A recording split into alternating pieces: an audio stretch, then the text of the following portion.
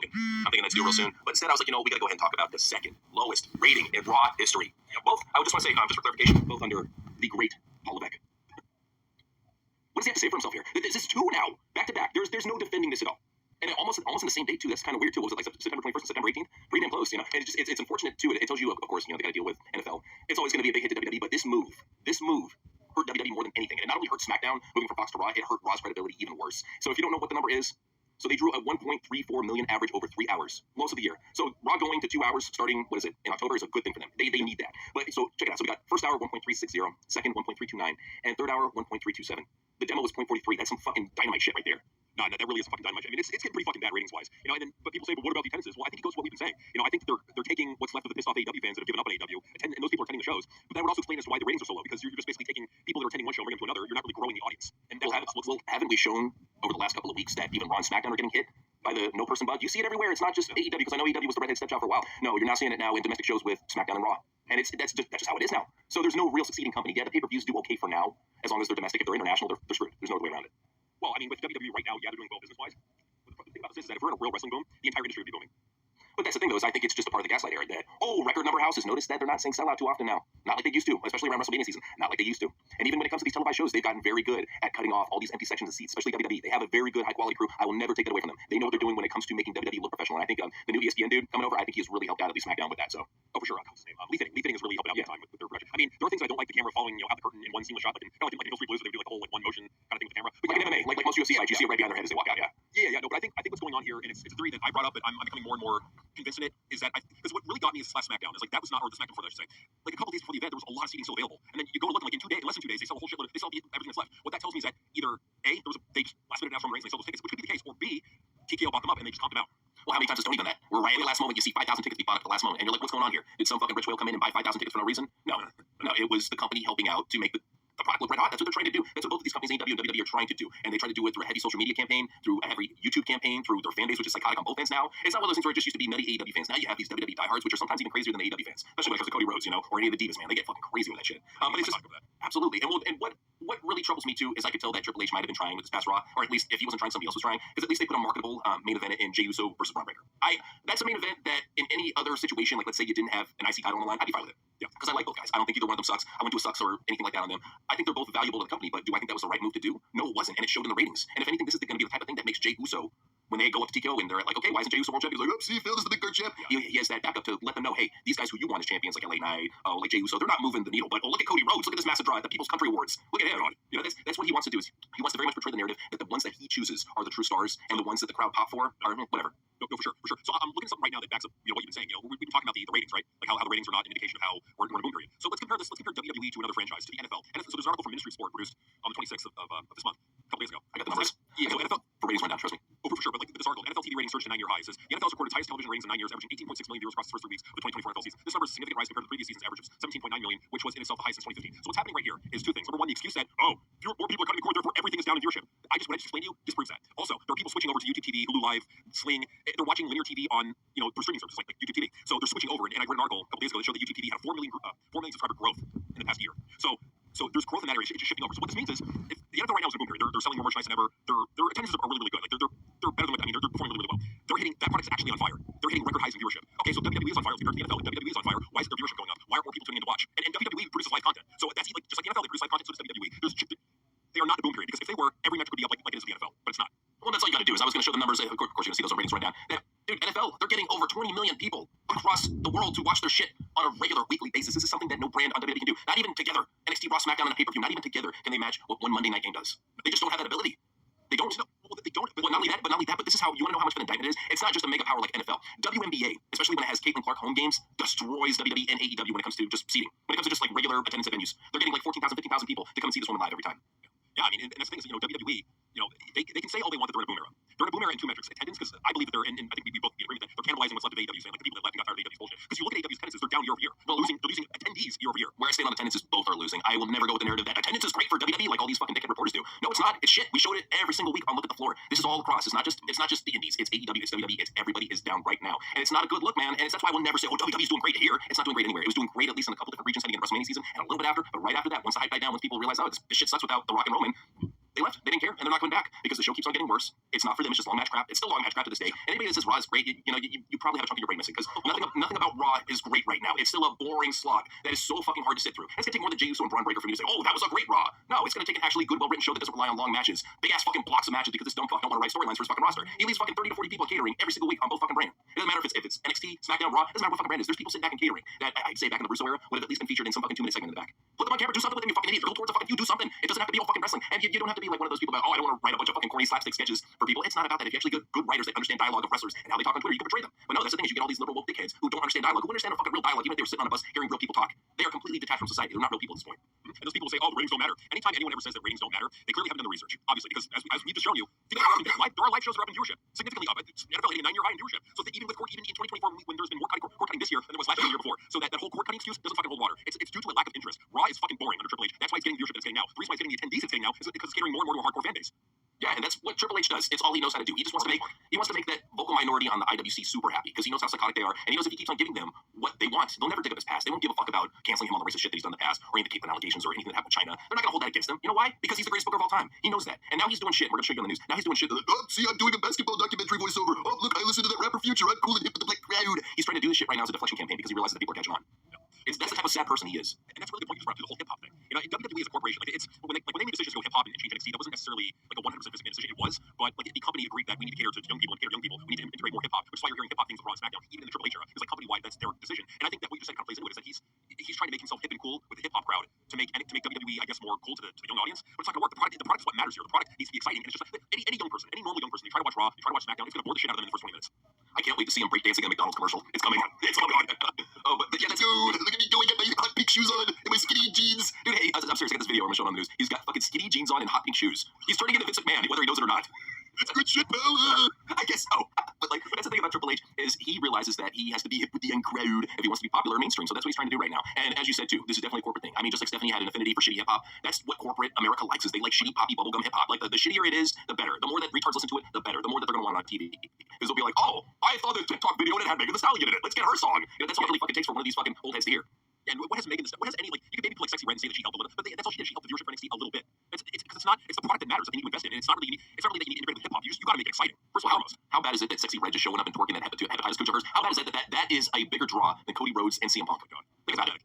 Well, it just goes to show you that CM Punk and Cody Rhodes is just absolutely fucking boring. And we go into like how boring and gay and flamboyant he is all the time. But for CM Punk, this guy, and many people agree, this is the most boring version of CM Punk that we've ever seen. You compare. I didn't even like it back then, but Summer Punk version of CM Punk way more entertaining than this current version.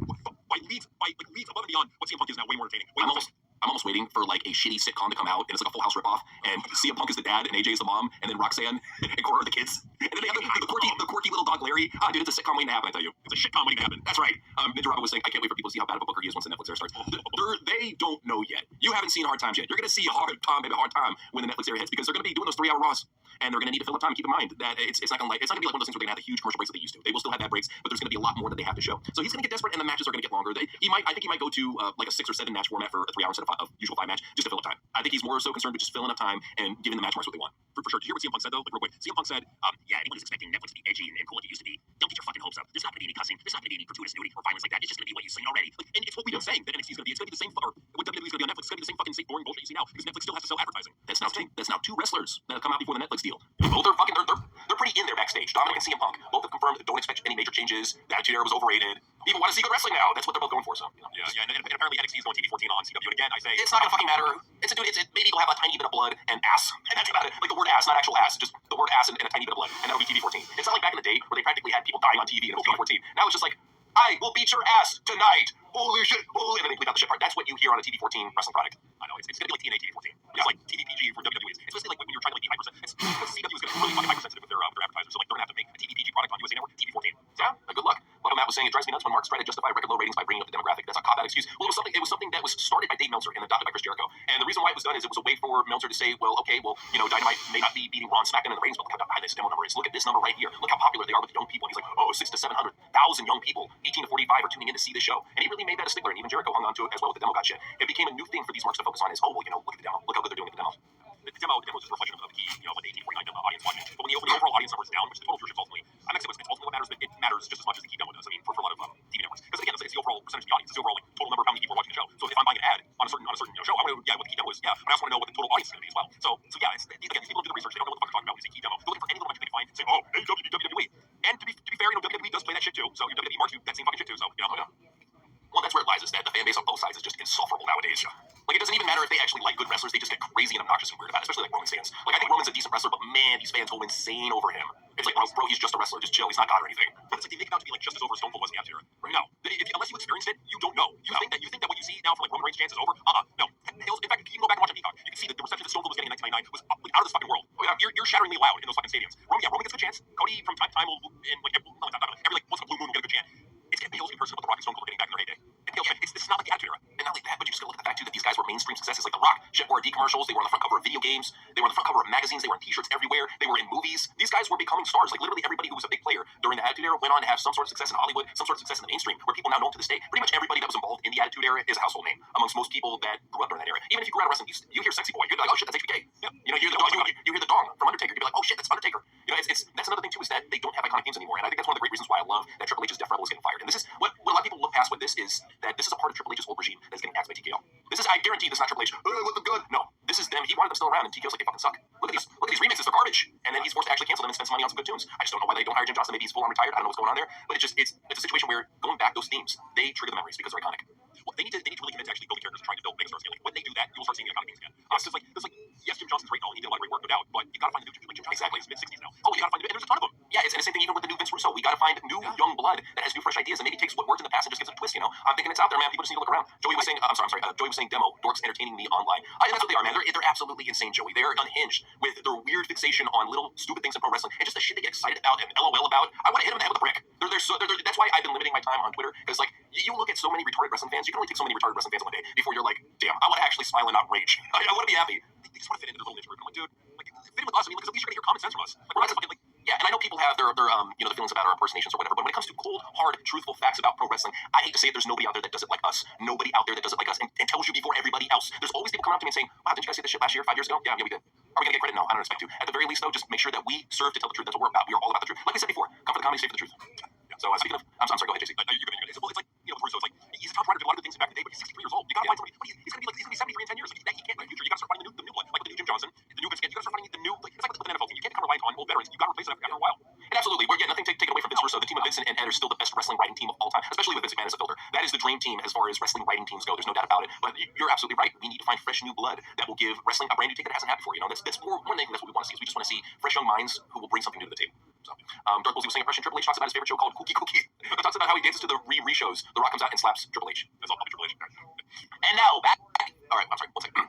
And now back to Morrow. Hey, what's up, everybody? This is Morrow Ronaldo with my live podcast, Morrow. And my first guest for this show, airing live straight from Canada, is the one, the only Triple H. Hey, how's it going, everybody? How's it going, Morrow? I haven't seen you in a long time. You start to look like a Korean lady with a haircut. What's going on? Well, I'll take that as a compliment. I actually, I modeled my hair off.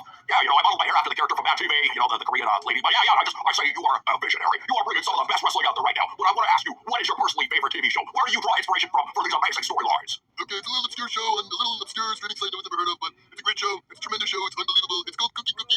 I watch that show and sometimes cry myself to sleep. It's so beautiful. It's so amazing. Steph kind of likes it a little bit, she's fucking me in the ass, but, it's a beautiful show. Yeah, I really, really love it. And I sometimes watch show for, slow kids and special ed kids, and I like to dance with them. It makes me kind of happy. Say no more. I consider Cookie Cookie part of my playtime. I like to wear my underwear and play with action figures as I watch Cookie Cookie. Hey, me too. The best of PBS Sprout. Yes, I love Cookie Cookie. Wow, it's wow, I didn't know you and I had that in common. Wow, hey, you want to go to a hotel room after this? And, shut up, bitch. What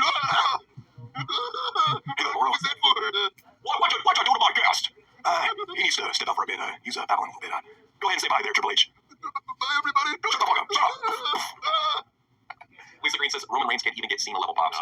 Well, and that's what people need to realize about Roman Reigns is that when he took time off TV, yeah, that return pop was huge. I cannot deny that. For that arena, it was a huge pop. But you can't replicate that every time. I mean, especially when Roman's not doing anything exciting. Most of the time, he's just coming out there looking like he just woke up from a nap. He's not overflowing with energy like he was at least during the McMahon administration. He's very subdued. He's very calm. And he can't be. He's Roman. He can fucking nail it in like Randy Orton did for the longest time. He's pretty much the new Randy Orton. I hate to say Randy. But yeah, he deserves much more. And it's really part of his character to kind of be like nonchalant in that way. But yeah, what we've seen and what will really help wrestling business thrive like it used to is when we get back to a personality-based product. Yeah, when the product cares more about stories and personality than it does about great matches, that's when you get those casuals back. And that's when you'll actually start to see viewership growth. And not have to say, oh, well, look at our attendances, from people that we take it from AEW. No, you'll be able to actually see real genuine growth in these companies. AEW will grow if they do this. They don't want to grow, though. They just want to service their niche piece of shit audience. And I gotta say, yeah, Randy Orton is completely good anyways. It's sad, dude. It is depressing watching a guy like Randy Orton, who should be world champion, who should be the face of the company, who should be everywhere in fucking 7-Eleven cups. Look at him, he's a fucking star, damn it. He's a fucking star. And if I were him, I'd take a fucking Marvel movie and piece the fuck out of WWE. Because Triple H should appreciate you, man.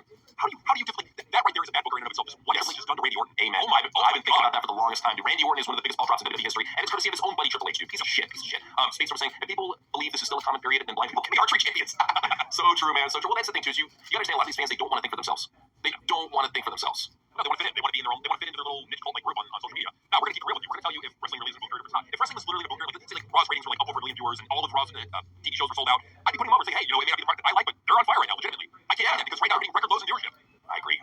Jericho was saying LA Knight not becoming a world champion is bullshit. Well, and this is what happens with Triple H too. Like, because let's face it, last year LA Knight was getting very hot pops in the crowd. That was really, in my opinion, the end of 2023 was LA Knight's hottest period. Is he still a popular dude? No doubt about it. He still gets huge pops wherever he goes in the world. But back then, he was at his hottest, and Triple H refused to do anything with him. Wouldn't even make him a champion. Look how long it took him to take people like LA Knight and like Jey Uso, who get huge pops, who sell T-shirts. Look how long it took him to give them mid-card titles. These guys at their time could have been world champions. LA Knight in October, November, or something, maybe could have been world champion. Even December, could have been world champion. Jey Uso, back when he was feuding with Roman Reigns. I wouldn't have had a problem with Jey Uso beating Roman Reigns, because if you're talking about talent-wise, he was right there next to Reigns as the second most talented guy. Sure, it's not like Solo Sikoa, Jimmy's not bad either, but it's like Jey was the most developed and ready, you know, even more so than Sami Zayn to win the world title, and they chose to just have Roman's record. Nothing against Roman, but I'm just saying that would have been Jey's opportunity back there. Triple H wasn't such a jackass. Yeah, and again, like Jey Uso would kind of fit storyline-wise, you know, Jey Uso's part of the bloodline, he's being mistreated by Roman Reigns, he wins the Rumble, goes to challenge. Like, that would have been. It wouldn't have made the Smarts happy, but it would have made sense on some level, and it would have given WWE a lot more places to go. I feel that just with Cody Rhodes being the champion, it's done nothing for SmackDown at all.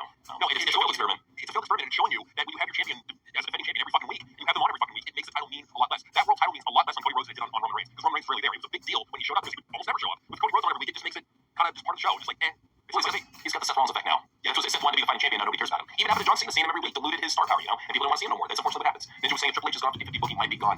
Well, it all depends. It would take more than anything. It takes not only getting rid of Triple H, but it takes getting rid of his whole entire cabinet, because they're going to book like him even if he's gone. So you got to get rid of everybody that would support Triple H and be a yes man, whether that be like Michael Hayes. I would only keep maybe Bruce Pritchard and Jeremy Borash. Everybody else, get the fuck out. Honestly, I wouldn't keep Bruce Pritchard, because you know they're kind of locked into that thinking of, well, you got time. You could build him up a new star wherever you want. Well, the reason why I say that about Bruce Pritchard is that he would be the one that TKO would choose if Triple H steps down. So I'm not completely ruling him out. At the very least, Bruce Pritchard, while he does have some corny, goofy ideas, he's not a bad choice overall. I mean, it is, especially if he's in a filter aspect. If you have him in a filter aspect and you bring in some new creative minds, you might have something that's entertaining. You never know. For sure, yeah. Because the argument there with Bruce is that Bruce has been there for decades. He kind of knows what system doesn't work. He knows the system. And you know, Bruce has been there since like the 80s. So it's like, yeah, I mean, if you really want something that knows what they're doing, or who knows how to book wrestling, Bruce Pritchard knows what he's doing. Absolutely. DB for Life was saying, Cody Punk, former AEW guys and TNA talent, still ain't doing nothing in the ratings. HKF keep bringing talent in over and over. It's not working. Well, this is what he did with Triple H, and nobody has called him out for it, is he has ripped off of Tony Khan and is, oh, look, another surprise. Oh, another surprise. Look, I got a surprise. He's been doing that shit left and fucking right because he doesn't know how to build any fucking storyline. So he just goes off of his debuts and banger matches, because that's all he really fucking has. So here's a question I got for you. Like, when was the last time, like, CM Punk, I would say was the last, I'm not going to call him a megastar, yeah, but for sake of argument, I'll call him a megastar. Okay, why not?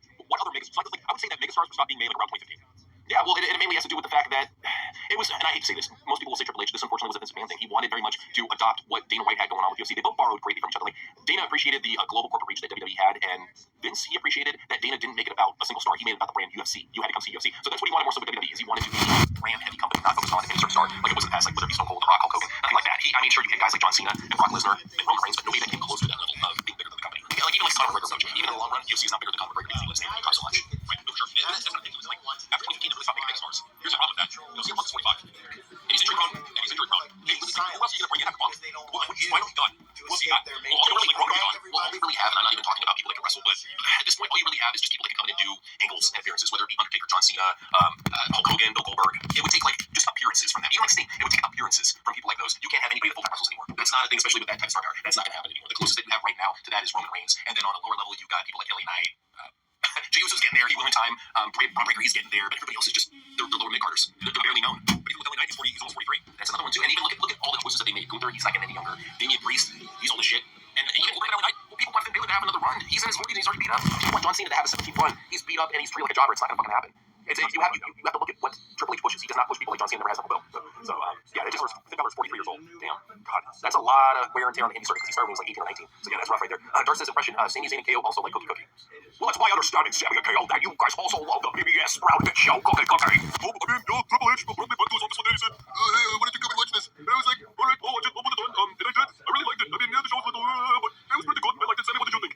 Well, you know, I saw this Cookie. And, everybody, and I wish you would have done it because I would have got on my knees and searched right now because it actually made me holy everybody you had and how you eat everything and how you have such a delicious conversation about it. You're just great. You're great. Thank you. Well, thank you so much, Sammy. Wow, I mean, that's literally the best compliment I've ever heard in my life. Hey, this is absolutely heartwarming. This is the type of radio I live to do. Speaking of radio, I haven't seen this, but JC, what are your I am racist, or am I racist by Matt Walsh? You know, I haven't seen it yet, but I've heard good things. I'll definitely check it out for sure. Okay. It's good. Yeah, I'll check it out. Yeah, I mean, Walsh, he's the right wing commentator. He's good news. okay, I mean, all right, check it out. So, Helios was saying Burnett and Bischoff were doing an apology at Pat Patterson on the respective review of the doc. And their apology, they made him look even worse. Well, that's the thing, too, is that when you really start looking at the Ring Boy scandal, which we're going to have to do a question wrestling one of these days on, when you really start looking at it, because nobody else will cover it, when you really start looking at it, it serves a culture of just sexism, reverse sexism. These guys were getting treated like pieces of meat. So, for anybody who says, oh, look at all the women victims, dudes were the victims way before the chicks were. And they got used even harder. So, I mean, like, just say that, hey, were you ever on the Cream team? No, shut up. Yeah, did you ever have to do a late night spa session with Pat Vince? No, you didn't. The Rock may have. Probably did. Androni the Diviner was saying, back to not watching wrestling anymore, Noseman, LOL. I would say to anybody who's tuning out, I would just keep up on it with Twitter for now and check us out. I would say wait until next year. That's when you're going to really start to see changes happening, especially around WrestleMania time. You're going to start to see more changes happening with the company and the direction that they want to go in. I mean, it's very much the Triple H direction. It's going to be very much a TKO direction next year. I'm firmly in belief of that. When Zero said that, I've been seeing all the signs since then that that's going to be a situation. So I would say just, keep the faith. Come back next year, But I would say, yeah, just guys, don't support Triple H's shitty wrestling. It's really bad. It's not good. It never will be good. Ever. He doesn't know what he's doing. Alejandro said just because WWE is better than AEW, these fans think that that's a big deal. It's like saying I can lift that so that I don't wheelchair. But absolutely, Alejandro, that's how we feel too. And it's sad too because it's a race of the handicaps at this point. You have two severely handicapped shows going at it. Who's the best and the worst? It's pretty much, I hate to say it, reminds me a lot of the presidential race. Which of the candidates are you going to choose? Not like you got the best choices, but here's what you got, So, let me go back. I wasn't missing Alejandro super chat. But yeah, it's just people need to realize that this is not what people want to see. And especially Triple H needs to realize that this is not what people want to see. They want to see good wrestling. They want to see something that they can talk about. They want to see concurrent storylines. And that's something that we've always been an advocate for, is that storylines, they should be carrying on. And not just with the cheap fucking package at the beginning where you show what happened. It should be the storyline being fulfilled the next week. And you keep on carrying all the way to the pay-per-view. And it trips me out that formula that is so simple, that worked in the past, cannot be replicated nowadays. I don't understand. Like what the fuck? Oh, it's Triple H. Yeah, Triple Mouse. That's what he does. Real quick on this, I just want to say that the Republicans are performing very well in the early vote. So if you want to feel optimistic about something, there's that. Well, that's good. I mean, yeah, and I want people to have hope in this day and age. Alejandro, I'm not seeing your chat, man. I'm sorry, I look for it. The Ray Man was saying, what was it? Triple H has not booked a Black Male to win a PLE singles match since July 30th, 2022. Vince McMahon book show. Wow, that's a very good fact there, Raymond. I did not know it went back that far. I was thinking maybe sometime early last year, but no. Wow, middle of 2022 is the last time that a Black Male won in a PLE singles match because of Vince. That's sad. Actually, probably was. I think that's really sad and pathetic that nobody's calling out Triple H on this shit. And even like popular Black Smart podcasters, like Public Enemies podcast, refuse to call Triple H out on this shit. You guys, they are some of the most just dumbasses out there. They're liberal dumbasses at times, and they're the ones that always stick up for all the agendas and shit. So like I would think if anything they'd be calling out. Maybe the first ones to call out Triple H on racism, but they won't even touch the steak. Hulk Hogan on the other hand, we're on the steak. We're on the fucking steak because they're not being real with their fans. They know what their fan base is. They know who they're trying to get. We're just being honest. But we always are. We always are because we see past race. We always have. Unfortunately, the rest of the internet, and we're real people. Exactly, we're good people. Yes, exactly. So guys, thank you for joining us for this Triple H is a Bad Booker. Join us over on the main channel for some news and see JCN. Peace out.